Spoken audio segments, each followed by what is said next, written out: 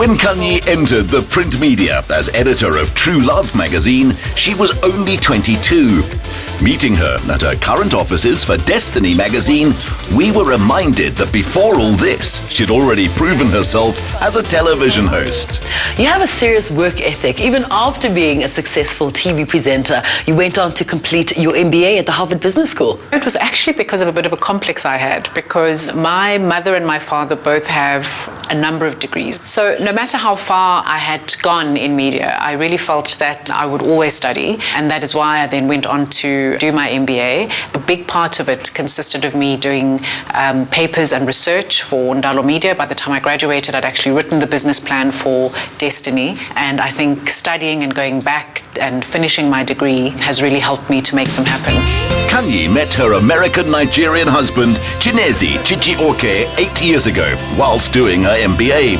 After their Franchuk wedding, they settled in Josie. Behind every successful person is an amazing support structure, and your husband has been that for you.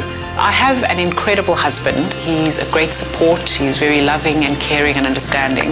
So I think that I'm really fortunate to have him. He's an incredible man. And my children, obviously, and my brothers, my mother, my nieces and nephews, all of them are just incredibly supportive and make it easier for me to do what I do. There's clearly no stopping you. Tell us about your latest venture. It's a venture I've been thinking about for at least 10 years. It started when I was living in Paris as head of South African tourism, and really from just walking around and taking in the retail experiences, the brands, the labels, how people shop. It dawned on me that none of that really existed in South Africa. And when I went to Boston to do my MBA, I also spent quite a bit of time in New York looking at different retail experiences and environments, building contacts, studying retail. And all of that together really created what we are here about today.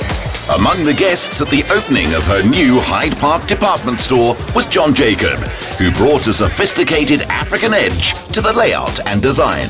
John, this goes beyond any of our wildest expectations. The last time we saw you, this was a pile of rubble. Walk us through the process to get to this very important moment. The last time you saw me was 6 weeks ago, so that is quite an achievement, and I've been lucky to work with some amazing people that have managed to pull this off in that time frame, which has just been phenomenal for me. And what did Khanyi want to achieve with the layout of the store?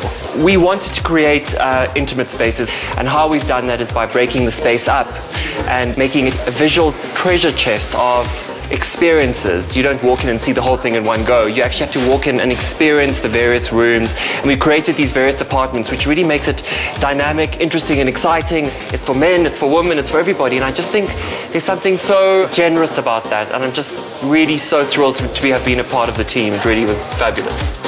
John was aided by having a client who knew precisely what she wanted.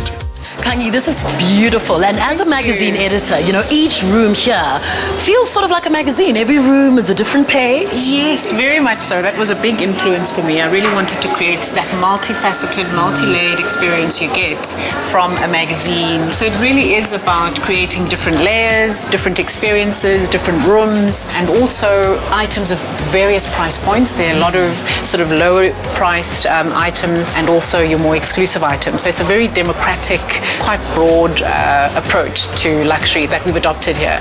Assembled CEOs and celebs were impressed with Khanyi's announcement that some of the profits would go to benefiting rural women entrepreneurs. TARINA PATEL expected as much from her friend. You know, I've known her since I was a little girl. We were at the same school, and she hasn't changed. She's always been warm and helpful and affectionate and loving and down to earth.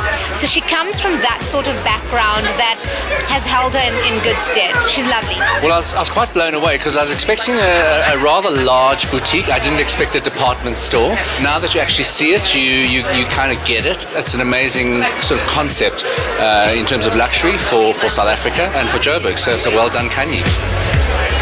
Fashion creates jobs, grows the economy, and this shop, the first of its kind in Africa, in Gauteng, in Johannesburg, again brings back what we've always said: we are a gateway to Africa.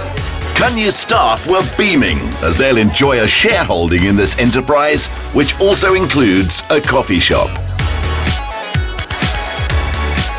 From all of us at Top Billing, we say congratulations. It really is an amazing store, an amazing adventure. You really are an inspiration to me and so many others. Thank you so much. Thank you so much, Bonang, and you are fantastic. Thank you. Thank you. For all her experience and support, this 700 square meter store is still a big undertaking Khanyi's put her name to. We wish her all the best.